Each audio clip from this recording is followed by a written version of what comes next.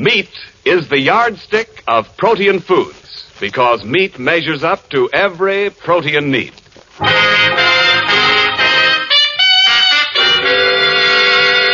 The American Meat Institute presents The Life of Riley, a half hour with radio's friendliest family, and starring William Bendix as Riley.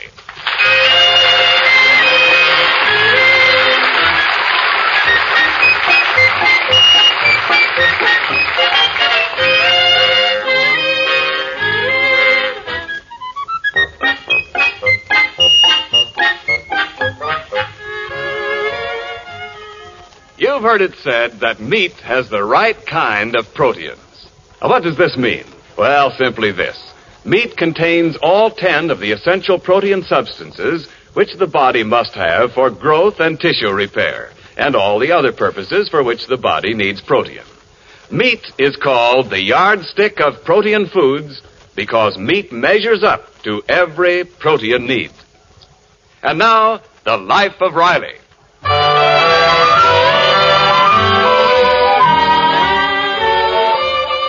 Well, as we look in on the doings in the household of war worker Riley, it is early morning. And if we may be permitted to turn the calendar back, it is 2 days before Easter Sunday. Riley and Peg, his ever-loving, ever-patient spouse, are having breakfast in the kitchen. Wow, 6 after 7 now. If I don't hurry, I'll miss the 10:30 bus. You mean 7:30 bus? About 7:30 to us, but the driver just came to California last week from Brooklyn, and he insists on using Eastern time. Hey, Pop, I've been looking over these plans you made for my rabbit hutch. Neat, huh? Yeah, but Pop, this is an awful small hutch. Well, it's for only one rabbit. This is strictly a bachelor apartment. Oh, Pop, can I have 2 rabbits? Just 2? Junior, there is no such thing as just 2 rabbits. I'm going in the yard and build part of it before school. I want to have it ready by Sunday. Riley, we'll have an early dinner this evening. Don't forget, we have to do a little Easter shopping. You know something, Peg? I don't think this Easter we ought to spend money on clothes we don't need. If people go around throwing their dough away on stuff they don't need, then the first thing you know, everybody in this country will be inflated. No, I guess you're right, dear. But don't forget, Dumpling, you're getting a new hat. Oh, no, Riley, I could make the old one do. Ah, no, you can't. Them cherries on it are getting pretty worn out. The pits are beginning to show. Well, don't worry. I'm taking the cherries off and putting on some flowers. Use flowers with short stems. Last night in the movie, I sat behind a lady with a hat that looked like a victory garden. The only thing missing was a gopher. Well, good morning, my dear Riley. Good morning, my dear Margaret. Uncle Baxter up at 7 o'clock? Pinch me, Peg. I must be asleep. Oh, you're awake, Riley. It is Uncle Baxter. Then pinch him. He must be asleep. No, I assure you, my dear nephew, I'm fully awake. I've got a busy day ahead of me. Since Easter Sunday is almost upon us, I must procure my regalia. Top hat, cutaway, striped trousers, ascot. Riley, hurry or you'll be late. Oh, I got plenty of time. Naturally, these clothes cost a bit of money. Riley... You're right, Mom. I'm late. I gotta be going. So wait, Riley. If I can make the sacrifice of getting up at this ungodly hour, the least you can do is to listen to me. I have a plan. Okay, I'm listening with an open mind and a closed pocket. What's it all about, Uncle Baxter? Well, the Inglewood Tribune is having a roving photographer on the boulevard on Sunday. He will snap the best-dressed man in the Easter parade who will receive a prize of $200. I will be that man. Fat chance. With a million other guys walking down the boulevard at the same time. Oh, it's inevitable that I win, because with my new outfit, I will naturally cut the most striking figure. Besides, I shall bring pressure to bear on this photographer. I'll cut him in for 10% of my winnings. Well, it would be nice if you could win $200. Oh, that's only the beginning. Having been selected best-dressed man, I will be on the threshold of a lucrative career, posing for advertising. In every magazine, you'll see my photograph. Yeah, and underneath it'll say, this old man didn't eat vitamins as a boy. Riley, by investing a paltry sum, you'll be able to see me staring up at you from the pages of every magazine. You'll see Turnbull in morning clothes, Turnbull in afternoon clothes, Turnbull in evening clothes. Uncle Baxter, I work too hard for my dough. And I ain't spending any of it to make you a pin-up boy. Very well. If you want to wreck my entire career, so be it. Oh, come on, Uncle Baxter. Eat some breakfast. No food, please. I shall go to my room. But before I go, I want to say one thing. I am hurt. Oh. Riley, he must be hurt. He refused breakfast, and he loves breakfast. Don't worry, Dumpling. Before I'm gone 5 minutes, he'll surrender. And the white flag he'll wave will be a napkin.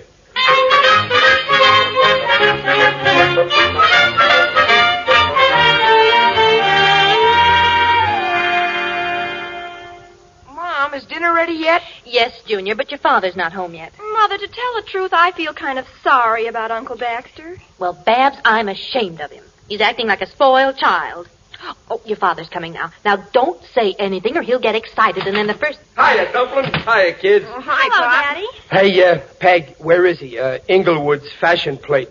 Oh, Uncle Baxter's sulking in his room, Pop. He is, huh? He hasn't come out since 7 this morning. He didn't even come out to listen to the racing results on the radio.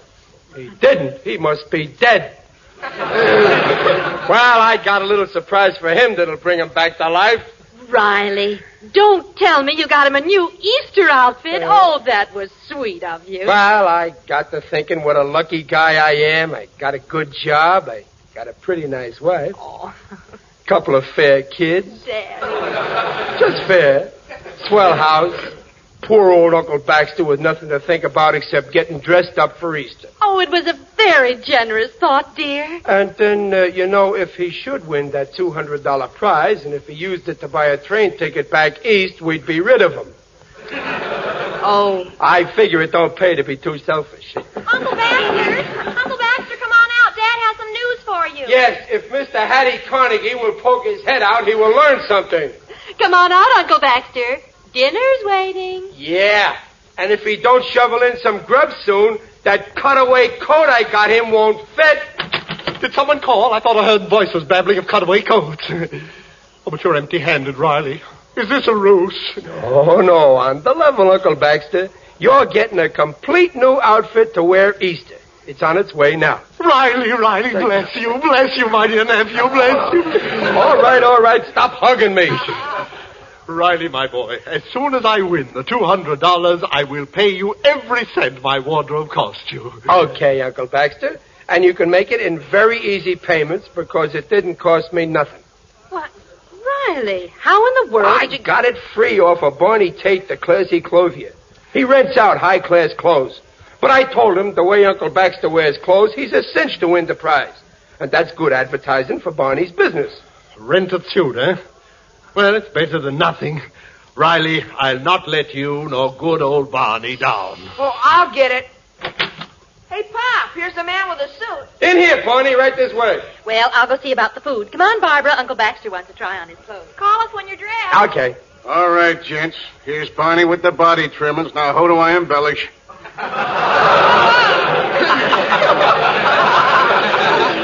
Barney, I want you to meet Mr. Turnbull. Charmed, Barney, charmed.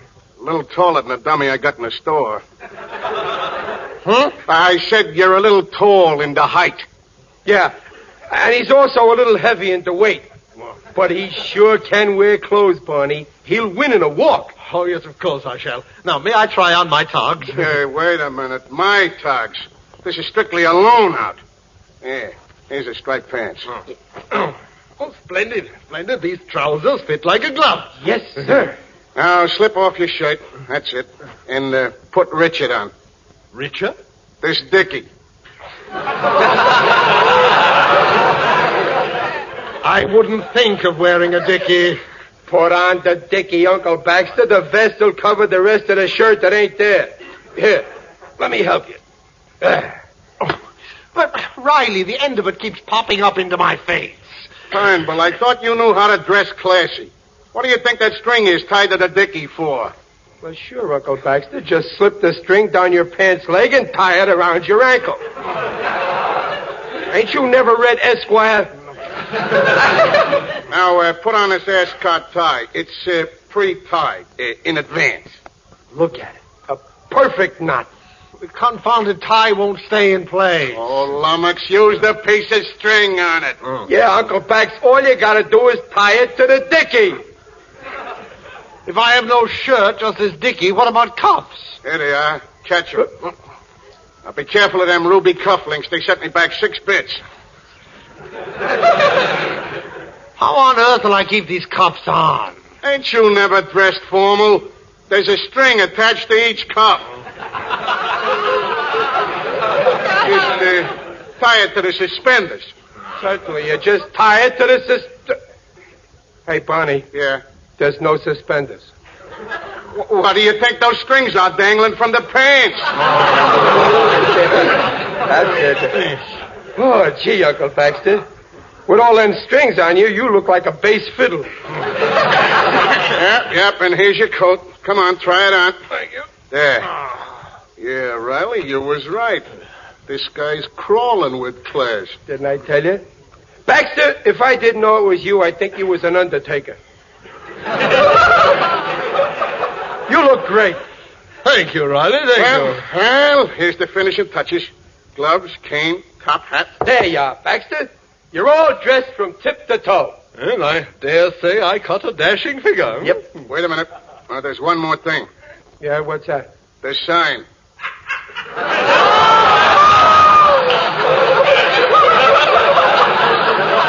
Sign?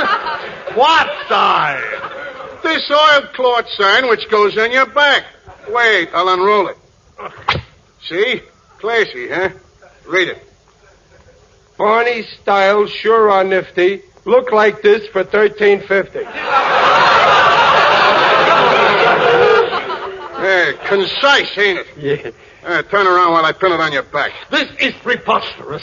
Riley, I never thought you'd sink so low as to rent out your poor old uncle's back as a billboard. Now, wait a minute, Baxter. I didn't know about the sign. Barney, you never said nothing about no sign. You said if I loaned this suit, I'd get advertising, didn't you? To me, that sign is advertising. And no leaning against walls, Turnbull. Keep walking, and not round-shouldered neither. What I want is visibility. Baxter Turnbull, a sandwich man for a second-hand store. Never! Just for that crack, I'm blackballing you permanent in the outdoor advertising profession.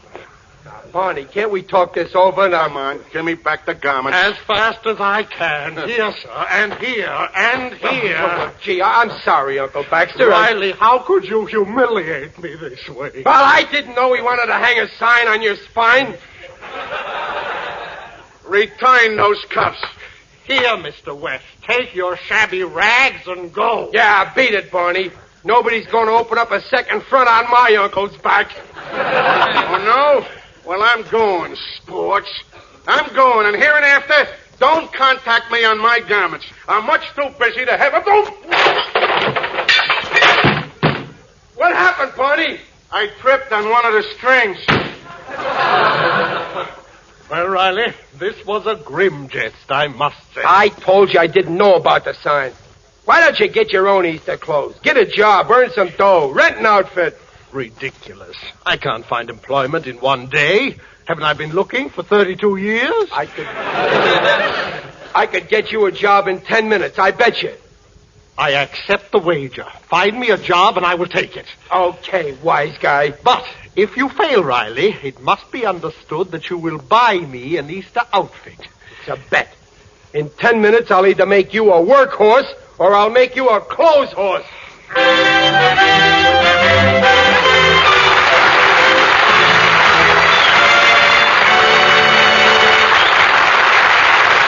While Riley sets out to achieve the impossible, namely getting a job for Uncle Baxter, this is Ken Niles. I wonder how many millions of American families are having their traditional Easter dinner of baked ham today. You know, it's a grand and glorious feeling to be able to serve this fine Easter meat and know that it only costs 3 ration points per pound. It's good to be able to keep up those happy traditions of Easter. Traditions like these are the bridge between the present day and the past, between war times and peace. There's another bridge that I'd like to talk about, one that's carrying an extra load these days. In fact, during the first quarter of 1944, the extra load carried by this bridge was nearly double the average for the first quarter in the 5 years prior to 1940. This bridge is your meat industry. You, our armed services and friendly allies, are at one end of it, each with an appetite for meat and a need for the right kind of proteins that meat supplies so generously. At the other end of the bridge are millions of farmers and ranchers, livestock men who raise and fatten fine meat animals. Connecting those meat producers and you meat eaters is your meat industry.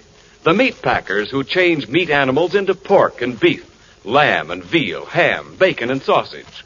And your retail meat man who cuts them up into chops and roasts, slices and stews. In peace or war, no matter how heavy the demand, the bridge that your meat industry represents does its job, meeting the need of both our fighting forces and our civilians in the home. And now back to the life of Riley. It's a few minutes later, and Riley is on the phone trying to get Uncle Baxter that job, or else Riley loses his bet. Well, Riley, you've made 7 calls and no job for me yet. But I almost got you a job at the delicatessen. Only Mr. Greenspreckle said he wouldn't hire any clerk. He'd have to weigh every time he wanted to take inventory. Time is fleeting, Riley. Why not admit you've lost? You owe me my Easter tog. I ain't licked yet. There must be somebody in town who would hire you. Somebody who don't know you. Pardon my coming right in, Mr. Riley, but I got too much work and no time to do it in. Well, Sam Graham, the cleaning man. Yeah. Is that my wife's dress she had cleaned? Yeah, take a look at me. Established 22 years, same location, and I got to do all of my own delivering. I can't get no help. You hear that, Baxter? Surely, Riley, you don't think that Listen, Sam. Yeah? You got a lot of stuff to deliver for Easter, and you need help, right? Yeah. You gotta have help. Yeah. In fact, you're desperate for some help. Yeah. How about hiring Uncle Baxter? No, sir. Now, wait a minute, Sam. Riley, this is nonsense. I, a delivery boy? You said if I got you a job, you had to take it. Now, look, Sam, don't be hasty. You need help bad. Well, I know, but... Uncle Baxter is a working fool. Look at him. Look at his arms. Like buggy whips, ain't they? I mean, they're long, see? Why, with arms that long, he could deliver 10 coat hangers full all at once. Yeah, but how about his legs? Can they take it? Legs? Why, just come over here and feel the muscles in his legs. Wait a minute now. There's got to be muscles here someplace. Riley, don't pull up my trouser leg. I refuse to be haggled over. Well, Mr. Riley, I'll tell you, he ain't no bargain, but like you say, I'm up against it, so... Okay, so I'll take him on for 1 day till Easter. That's the stuff, Sam. This is high bindery. Uncle Baxter, leave me congratulate you. For 1 day at least, you have retired from unemployment.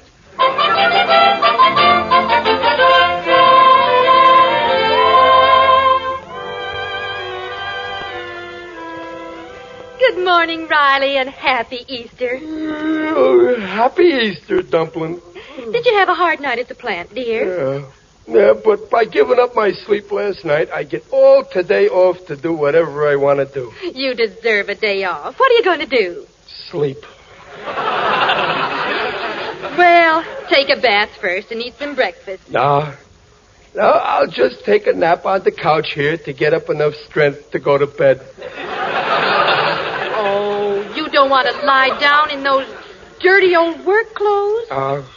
Okay, then just stand me up in a corner someplace. Oh, boy, I'm so tired, nothing could keep me awake. Did you hear about Uncle Baxter? Oh. What's he done now? Well, it looks as if he made good delivering for Sam.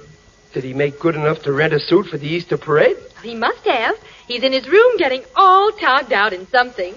He's sure he's going to win that prize. Well, children, how do you like my Easter ensemble? Oh, it's lovely, Uncle Baxter. That cutaway coat and those striped trousers. Riley, how do you like this yellow vest? Oh, fine. It's the first time I ever seen a double-breasted sunset. Well, I gotta catch a little shut-eye on the couch. Well, I'm off.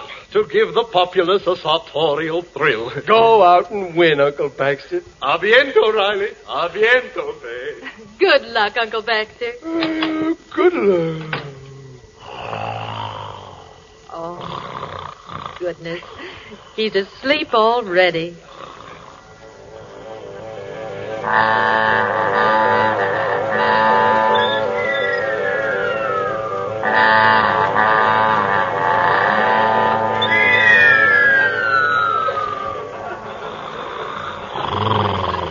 Hey, Mr. Riley. Mr. Riley, wake up, Mr. Riley. It's Sam Graham, the cleaning man. I'm pleased to meet you. Come back next week. Mr. Riley, I gotta see you, Mr. Riley. Riley? Oh, I think he's here someplace. Riley? That's me. Mr. Riley, this morning I wake up, my doorbell starts ringing. A client. He wants his cutaway coat. Then my doorbell starts ringing again. Another client. He wants his striped pants. Somewhere lately I seen striped pants and a cutaway. Yeah. Then my doorbell rings again. Another client. Where is his yellow vest? A yellow vest? Yeah. It's all coming back to me now. You mean Baxter delivered them clothes to himself? Mr. Riley, if them clothes are lost... Now, wait a minute, Sam. They ain't lost because I know just where they are. Where? On Uncle Baxter. Riley, I'm holding you responsible. You made me hire him. Sam, you got a car out there? Yeah, my delivery truck. Then deliver me down to the boulevard. I'll get them clothes back for you, Sam. And when I get through, Uncle Baxter will finish the Easter parade in his union suit.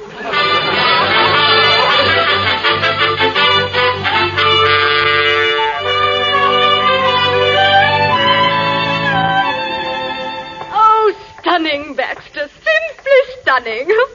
In your case, the man makes the clothes. Yes, my dear Matilda. When one has a large wardrobe like mine, I feel...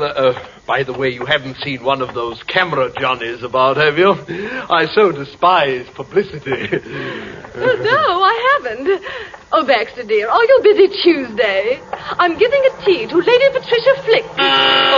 Tea, how jolly. I shall be delighted to nibble at a scone with you. Oh, dear me. There are some perfectly awful-looking men coming behind us. In a delivery van. Ignore them, shall we? I think they're following us. The idea. In a dry cleaner's van. What? A dry cleaner? Let's walk a little faster, shall we? Hey, wait a minute. Baxter, is that person in those greasy overalls addressing us? Let's hurry on. Hey, wait a minute. Wait a minute, Mr. Yellowvest. I would like to have a few words with you alone. Run along, my poor fellow. I'll see you later. You'll see me now. If you don't, my uncle's gonna be in very big trouble. Get the coat! Get the coat!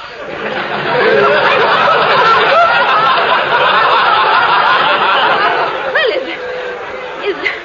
is that strange man in the truck your uncle? Oh, no, madame. He's after my uncle on account of my uncle borrows clothes that people don't want to lend him. I'm sure if you give your uncle a chance, he'll return the clothes shortly. Come along, Matilda. Get the vest! Get the vest!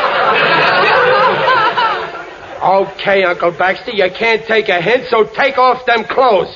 Uncle Baxter? Mercy. Are you the one they mean? Certainly not. Don't forget the pants! Don't forget the pants! Take them off, Baxter. Riley, please, I beseech you, in the street. Give me a Riley? little time. Riley? Oh, you do know him. Well, never mind Tuesday's tea, Mr. Turnbull. You'd feel out of place. The guests are wearing their own clothes. Hey, Riley, get him into the truck. Don't grab the lapels. Riley, how could you disgrace me like this? Come on, Baxter, or do I have to drag you? Get his feet, Sam. Oh, wait, stop. Here comes the cameraman. I can still win the prize. Riley, take your hands off me. Okay, but just for the picture. Oh, boy, this is the picture of the day. Hold it, gents. I'm ready. Smile, Baxter. He got it. I sure did, mister. And if you want to see it, buy the next edition of the Inglewood Tribune.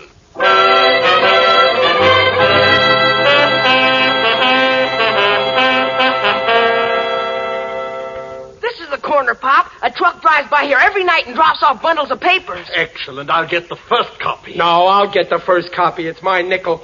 But it's my picture. I won the contest. Here comes the trick now. Yes, and I could certainly use that $200 prize. Get back, Mom. They heave 'em out without stopping. Here's the bundle. And there's my picture right on the front page. Wait a minute. I'll cut the string. Yes, sir. There's your picture, all right. And here's the story beside it. Hey, wait a minute. Look, I'm in the picture, too. Yes, you might have ruined everything, Riley. As it is, you mar the effect of my appearance, standing there in front of me in your shabby work clothes. Read what the story says, Riley. It says, picture at left shows this Easter's best-dressed man. The winner of the Tribune's $200 prize is a man in overalls. If this war worker will call at the Tribune office, he will receive his check. Peg, you read it. I'm getting dizzy. Hot ziggity! Let's see. In a country at war, every minute on the job counts. And because this citizen's work-stained garb shows that he had been at his job yesterday, instead of strutting like a peacock and wearing out valuable shoe leather, the judges have decided that he is their unanimous choice for this year's best-dressed man. Oh, Riley, isn't it wonderful? Oh, yeah, it's great. I can see it all now. A whole new career. My picture in all the magazines. Riley in morning overalls. Riley in afternoon overalls.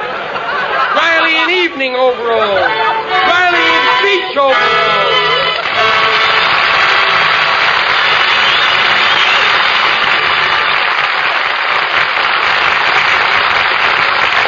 Well, don't go away, folks. The Rileys will be back in just a moment. Here is a message regarding the food on your table that the American Meat Institute is glad to bring you at the request of our government. Your today's dinner was made possible by the skill and labor of men and women on American farms. Much of this is year-round labor, feeding and caring for meat animals, tending dairy herds, keeping the land in shape for the growing season. But as the sun creeps steadily farther north and the days warm, the routine of planting, growing, and harvesting begins again throughout the land. The 30 million men, women, and children regularly living and working on farms, no matter how great their devotion to their country and their calling, can't do the job alone. 4 million extra workers, 500,000 more than last year, will be needed to lend them extra hands at some time or other in this 1944 growing season. So when the call comes from your county extension agent for high school boys and girls to enroll as Victory Farm volunteers, for women who will train and enroll as members of the Woman's Land Army, or when a friend or relative on a farm asks your help for a week or for the summer, be sure that your community and you are ready to do your share in helping to meet the nation's wartime food goals. Feed for farm animals, food for your table, food for our fighters depend on this year's crops. All statements regarding the nutritional value of meat made on this program are accepted by the Council on Foods and Nutrition of the American Medical Association.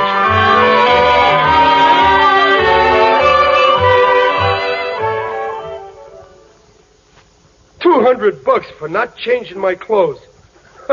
Well, I'll be a monkey's uncle. Correction, Riley. It seems you're a monkey's nephew.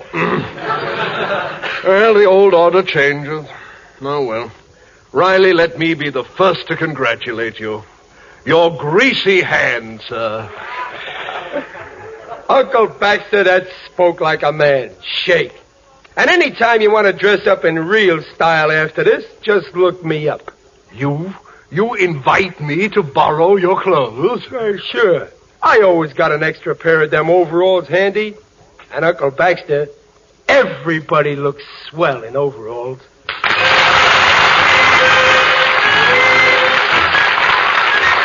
The Life of Riley, starring William Bendix and sponsored by the American Meat Institute, will be back next week at this same time. William Bendix appears on this program by arrangement with Hal Roach. The Life of Riley was directed by Don Bernard with music by Lou Kozloff and came to you from Hollywood. This is Ken Niles saying, see you next week. This is the Blue Network. This is WENR at your service, Chicago 54.